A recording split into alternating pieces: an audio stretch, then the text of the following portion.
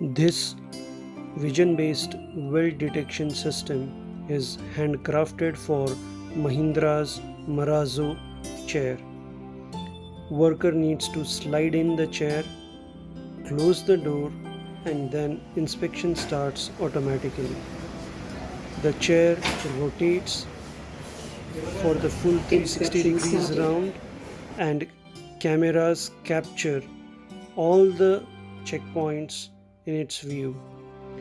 Not only welds but the missing components, the subparts, like you see the welding back rods in the current view, are also detected.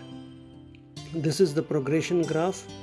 Currently in manual mode, it takes around 10 minutes minimum for the worker to inspect the chair, and fatigue counts.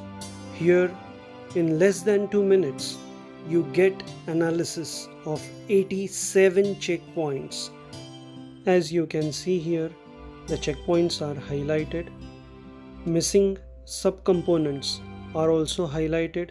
Missing welds are highlighted. It becomes much easier for the worker to identify and get it fixed. Remove the chair, place the new one, and keep going. Here we at Acme provide handcrafted, tailor-made, vision-based solutions. If interested, feel free to get in touch with us. Thank you.